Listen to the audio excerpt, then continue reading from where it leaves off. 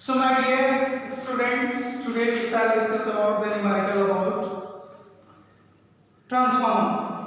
तो ट्रांसफार्मर का वर्क तो आप जानते हैं, स्टेप ट्रांसफार्मर जो होता है वो यूज होता है कहाँ, जहाँ आपका इलेक्ट्रिसिटी जनरेट होता है, वहाँ हमें जरूरत क्या होती है, पावर को बढ़ाने की। वहाँ हमारी जरूरत होती है वोल्टेज को खूब बढ़ाने की, ताकि वो लंबी दूरी तय कर सके। ठीक है, उसके बाद जब वो पावर आपके घर के आसपास वाले पावर स्टेशन पे आता है तो उसको स्टेप डाउन ट्रांसफार्मर से थोड़ा और डाउन किया जाता है। फिर आपके सब स्टेशन पे आता है तो उसको और डाउन किया जाता है और आपके घरों में 220 वोल्ट पे करंट भेजा जाता है। तो चलिए यहाँ एक क्वेश्चन है, अब power transmission line feed input power, देखिए इसमें VI कितना है, VI है 2300 volt and number of turns primary coil में यानी NP है, NP is 4000 turns.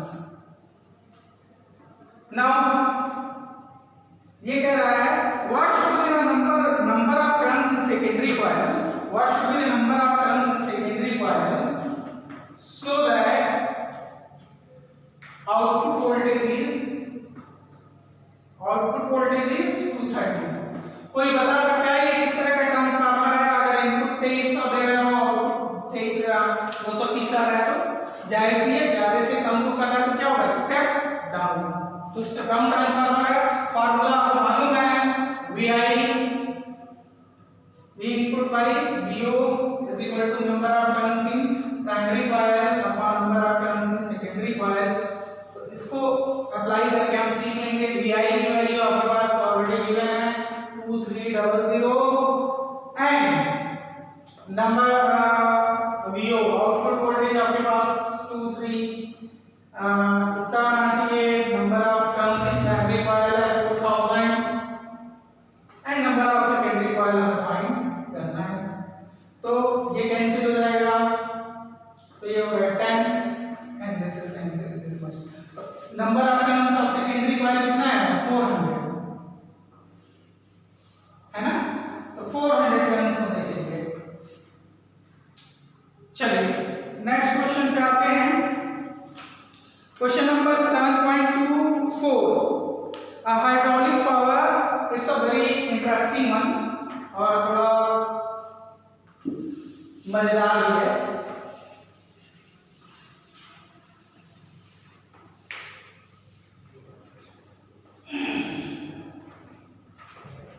A hydraulic power plant, the water pressure head at the height of 300 meter and water flow available is, यानी इसमें volume पर second कितना water flow हो रहा है, 100 मीटर क्यूब पर second. The turbine generator efficiency आप जानते हो क्या होता है, output power upon input power. Efficiency of any transformer is defined है, इफिशियंसी को ईटा, ये ईटा है, ईटा से रिप्रेजेंट करते हैं, it is equal to output power upon input power, ये चीज एफिशिएंसी। तो एफिशिएंसी के बारे में ये कह रहा है कि कितना है, 60%। यानी अगर हम 100 जूल या 100 वाट एनर्जी देंगे तो हमको आउटपुट में कितना मिलेगा, 60%, यानी 60 वाट मिलेगा। तो 60% इसकी एफिशिएंसी हो गई। अच्छा, अब आगे की बात है, estimate the electrical power available from the plant। तो आपको क्या estimate the electrical power available का मतलब आउटपुट पावर हमारे पास कितना है ये फाइंड करना है। उससे पहले हमको इनपुट पावर की बात करनी होगी। तो आप जानते हो कि पावर जो होता है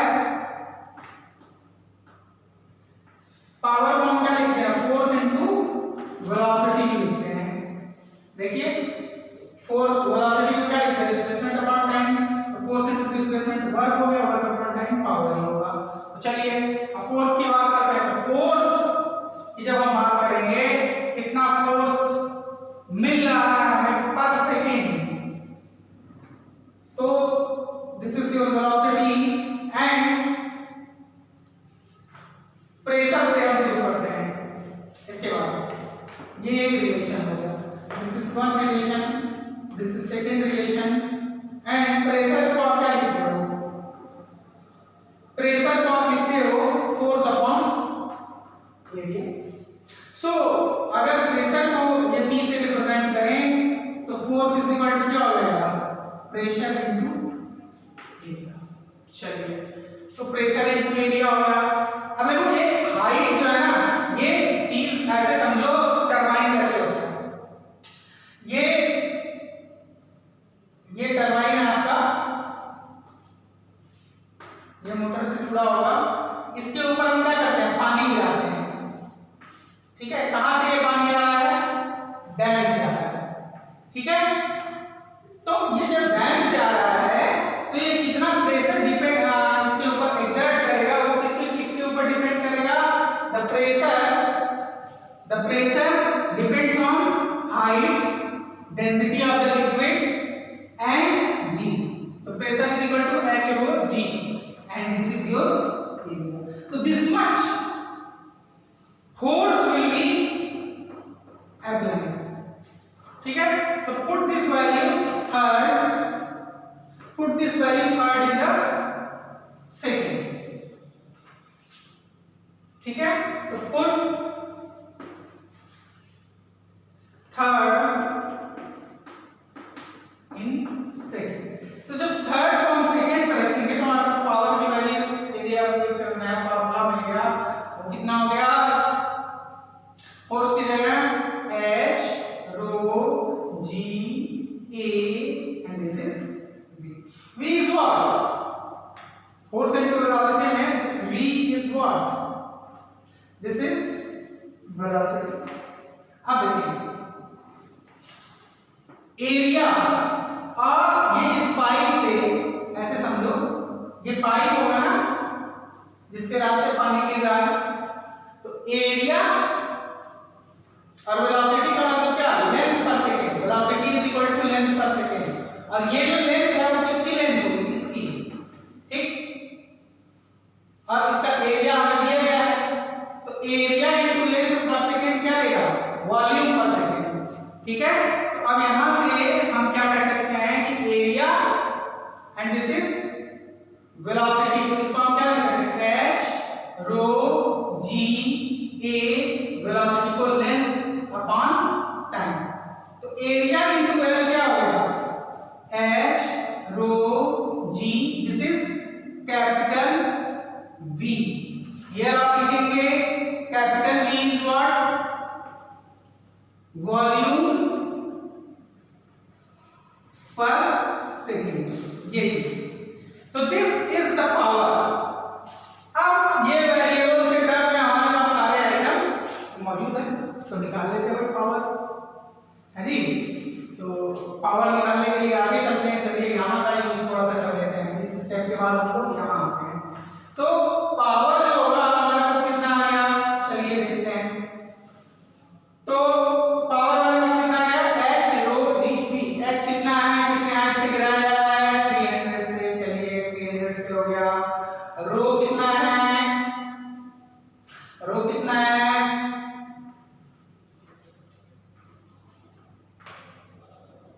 डेंसिटी पानी की कितनी होती है?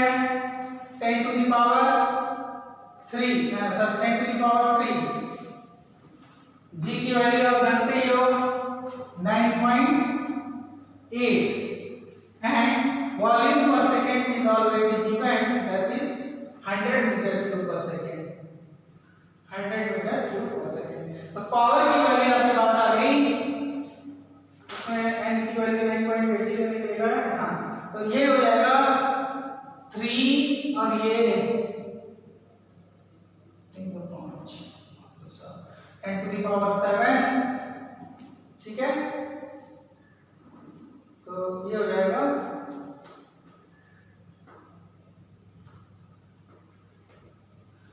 ठीक है this much 29.4 into 10 to the power 7 watt। तो ये तो हुआ क्या? Input. This is your input, this is your input power, this is your input power. Input power, यहां तक किसी को कोई दिक्कत नहीं होगी, तो हमारे पास क्या निकल गया? इनपुट पावर आ efficiency is already given 60%, तो एनी प्रॉब्लम नहीं होनी चाहिए। तो चलिए देखते हैं आगे, यहाँ तक किसी को कोई दिक्कत नहीं होनी चाहिए।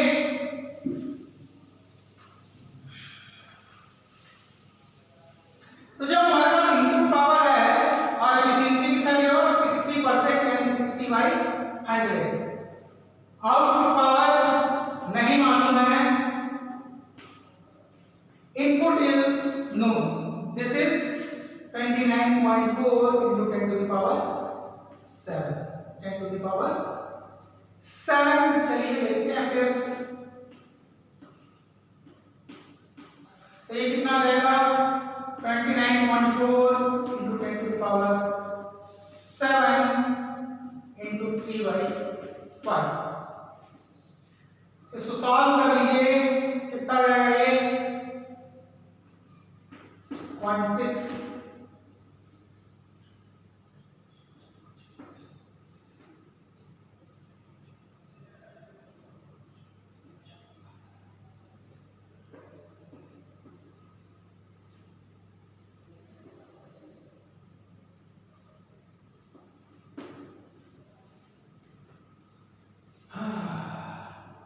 so this comes to 17.64 into 10 to the power 7 watt।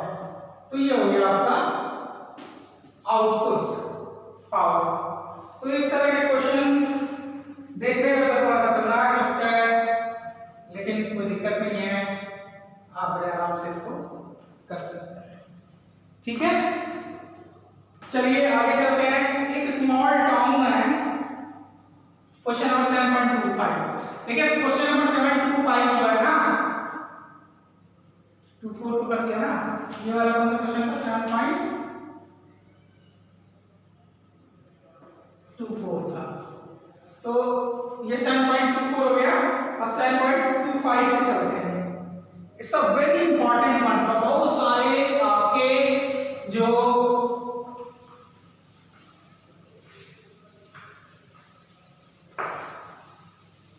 Problems है ना वो यहाँ सॉल्व हो जाएंगे।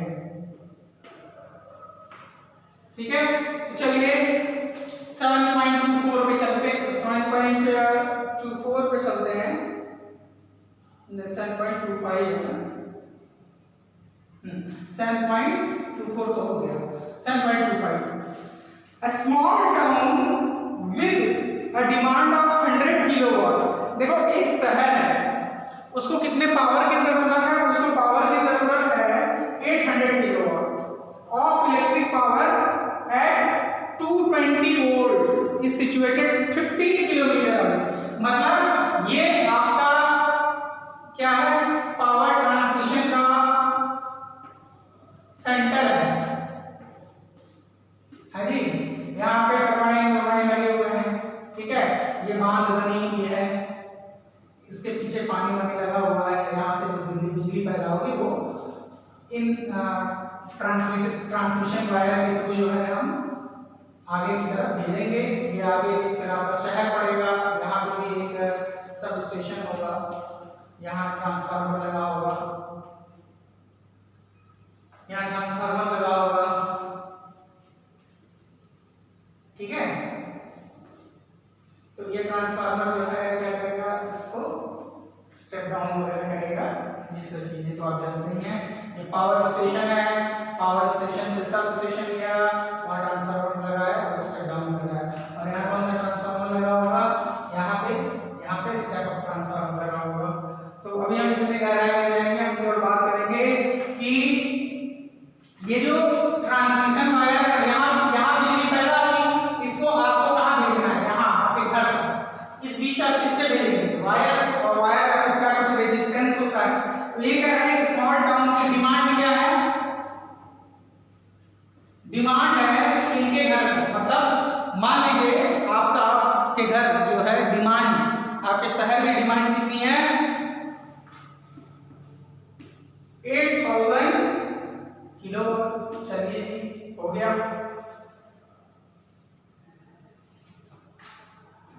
पावर है 220 वोल्ट, और कितने वोल्ट पे जरूरत है 220 वोल्ट पे।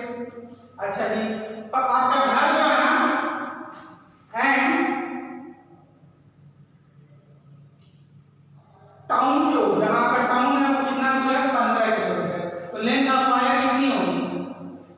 लेंथ ऑफ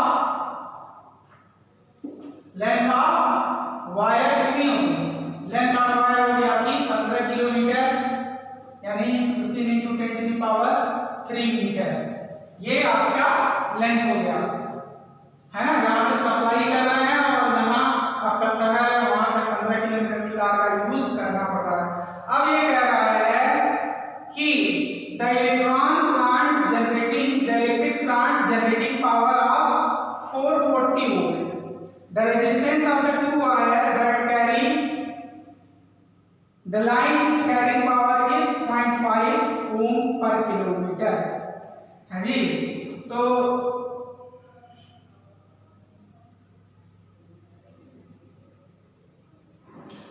यहाँ दो वायर है, ये दो वायर जो है आपके घर तक करंट पहुंचा रहा है। कहां से? जहां पावर पैदा हो रहा है। और इन दोनों का रेजिस्टेंस कितना है? रेजिस्टेंस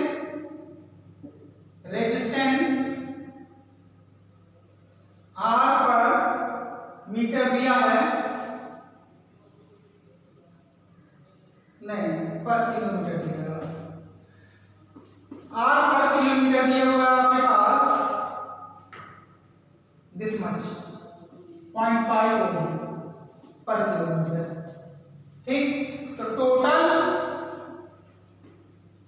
रेजिस्टेंस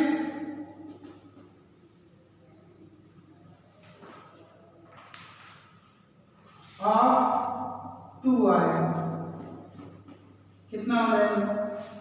ये आपका दो वायर है ना, दो वायर और 15 किलोमीटर का है, और हर 1 किलोमीटर का रेजिस्टेंस कितना है? 0.5 को 1/2 लिख दे साहब, तो किसी को दिक्कत तो होगी नहीं, यानी कितना हो जाएगा? 15 ओम जो है आपका वायर का रेजिस्टेंस है। तो भैया वायर का रेजिस्टेंस 15 ओम है, और आप इससे क्या गुजारोगे? आप इससे वोल्टेज गुजारोगे। कितना वोल्टेज गुजार रहा है भाई?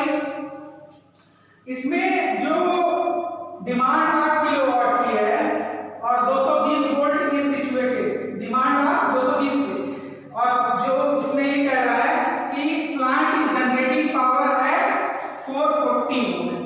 तो प्लांट जो है कितने वोल्ट पे? 440 वोल्ट पे आपका करंट जनरेट कर रहा है। तो पावर लॉस क्या होगा भैया? जानते हो वायर के थ्रू जो आपका करंट जा रहा है वो हीट के फॉर्म में लॉस होगा। तो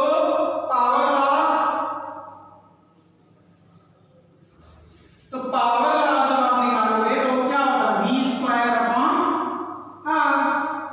ये तो होता ही। तो V² आपका कितना है?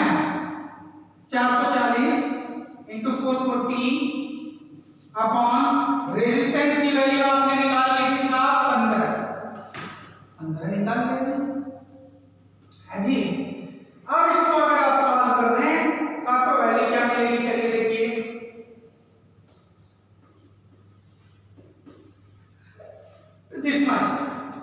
दिस मच पावर जो है आपका यहां पे होगा।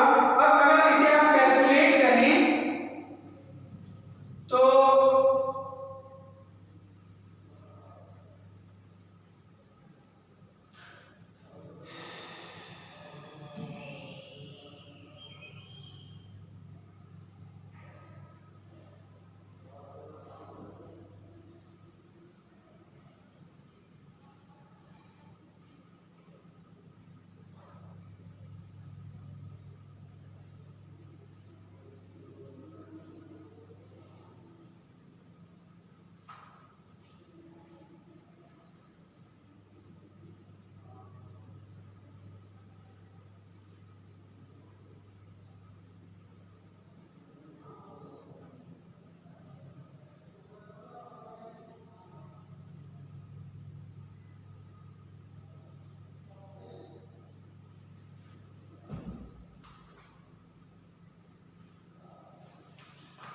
डिमांड 800 किलोवाट की है, length is this much, and power loss जो है वो कितना हो जाएगा? V²/R के हिसाब से निकालेंगे तो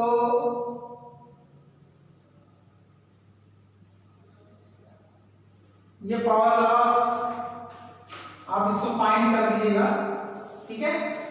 तो इतना पावर क्या हो जाएगा, लॉस हो जाएगा। तो टोटल डिमांड तो आज 8000 की है, लेकिन इसमें से इतना पावर लॉस होगा, इसलिए टोटल सप्लाइड जो वोल्टेज होगा ना, सप्लाइड वोल्टेज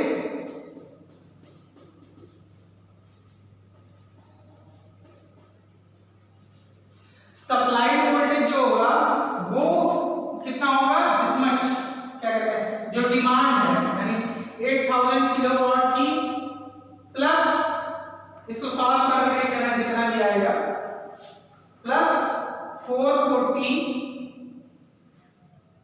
इंटू 88/3। अगर इसको भी किलोवाट में करना होगा तो बहुत थोड़ा सही आएगा, कोई दिक्कत नहीं है।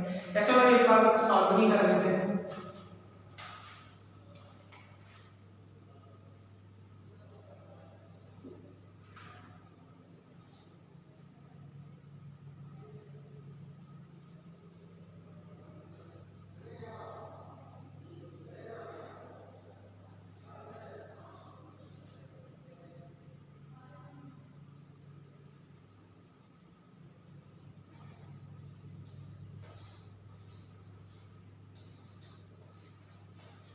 This much, and then it is divided by 3, then it comes 1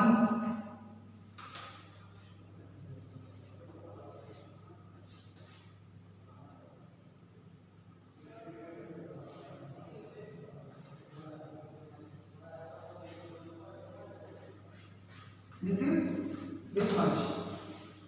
और अगर इसे किलोवाट में बदलेंगे तो ये हो जाएगा 11.84 किलोवाट।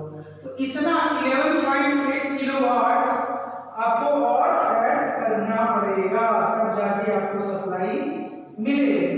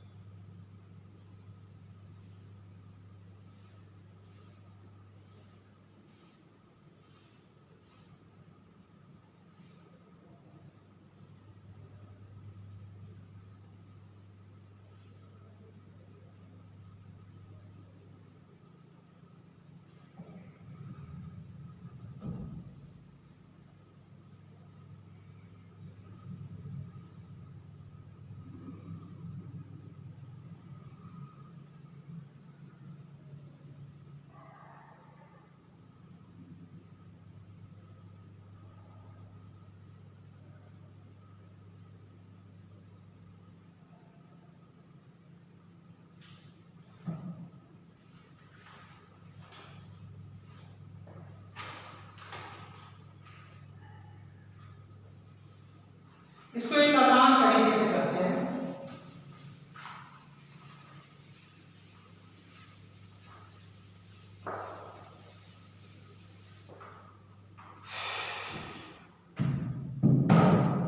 थोड़ा बाहर चला गया था।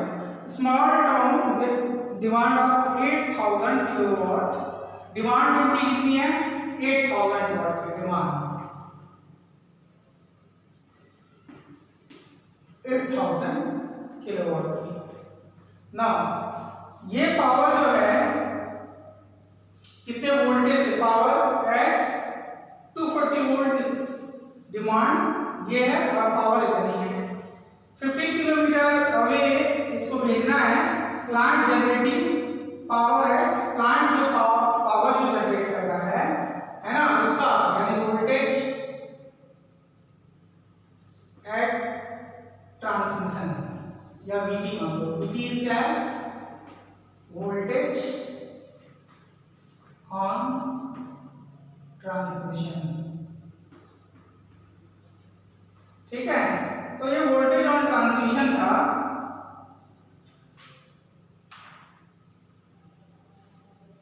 डिमांड इतनी की है, वोल्टेज ऑन ट्रांसमिशन, ये वायर जो है ना इसमें ट्रांसमिशन किया जा रहा है। टोटल वोल्टेज, टोटल रेजिस्टेंस जो है वायर का वो हमने क्या निकाला है, इसका 2 वायर है और 0.5 ओम पर किलोमीटर है, 15 किलोमीटर का है तो रेजिस्टेंस आया 15 ओम। चलिए ये सारी चीजें तो हो गई। अब सवाल उठता है कि this is the power demand and we know that power is equal to what V I। तो यहाँ जो वोल्टेज ट्रांसमिशन का है ना, ट्रांसमिशन का करंट हम निकालेंगे।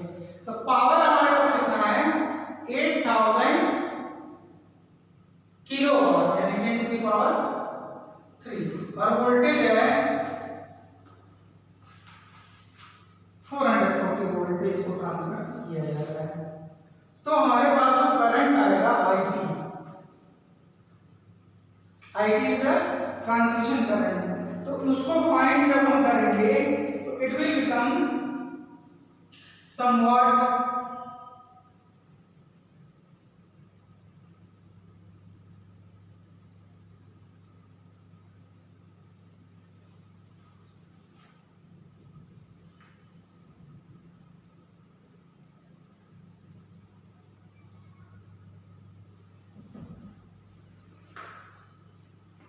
वोल्टेज, ये वोल्टेज यहाँ देखो दिया हुआ है, वोल्टेज ट्रांसमिशन का कितना है 4000, ट्रांसमिशन वोल्टेज जो दिया हुआ है ना वो कितना दिया हुआ है 4000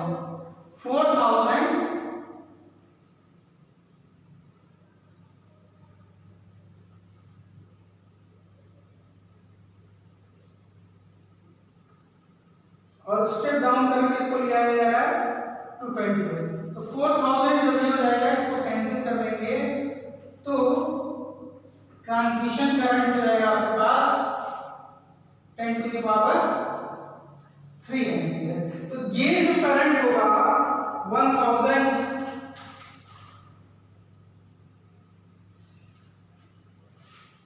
power is this much, sorry 8000 to ये रहेगा 2 और ये 8, यानी पावर हो जाएगा 200 एम्पीयर ट्रांसमिशन के लिए। अब हीट कितनी लॉस होगी, हीट लॉस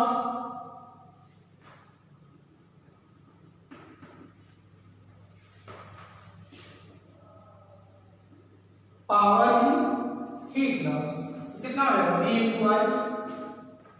तो इस कंडीशन में आपके पास करंट कितना है 200 और वोल्टेज जो आपका सप्लाई हो रहा है वो कितने पे है, सॉरी पावर लॉस होगा कितना आएगा VI है I स्क्वायर into R ले लेते हैं ना, R I square into R। I की वैल्यू कितनी है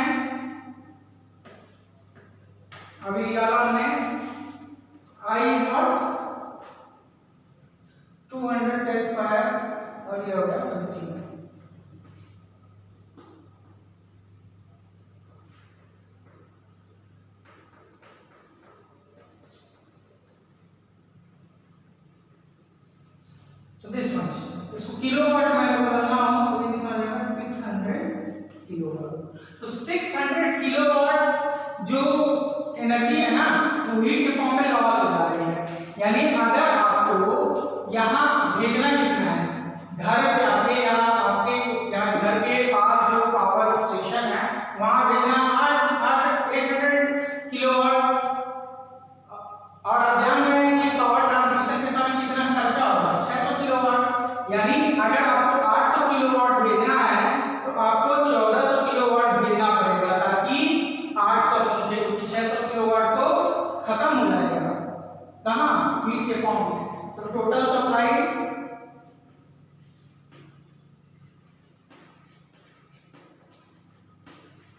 वो कितना हो जाएगा 600 प्लस 800 किलोवाट यानी 1400 किलोवाट। ये इतनी सप्लाई आपको भेजनी पड़ेगी। तो ये कुछ क्वेश्चंस थे।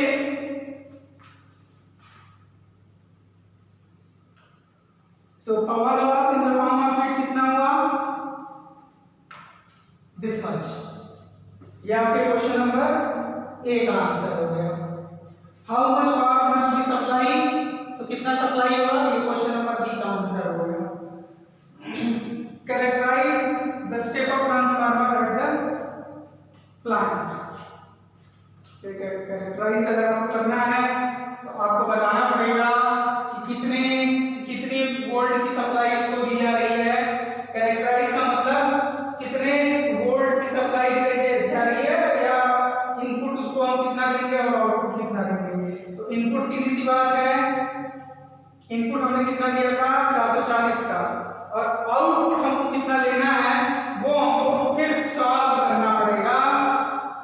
तो इसके लिए आप जानते हैं कि हमारे पास जो वोल्टेज ड्रॉप है वो कितना है और उससे पावर ड्रॉप निकाल लें 3000। वोल्टेज पर पावर ट्रांसमिशन जो होगा वो कितना होगा 4000। तो ऑलरेडी हमने हमारे पास दिया ही हुआ है कि 4000 वोल्ट जो है वो सप्लाई हम कर रहे हैं। 4000 सप्लाई कर रहे हैं और 3000 जो है वो हीट की वजह से लॉस हो रहा है। तो 3000 और 4000 हम ऐड कर देंगे और 7000 ले आएंगे। तो इसके बारे में बाद में देखा जाएगा। 7.26 लगभग बिल्कुल ऐसा ही क्वेश्चन है, तो वो आप खुद कर दीजिएगा। इस प्रकार आज हमने एनसीईआरटी के सारे क्वेश्चन सॉल्व कर लिए।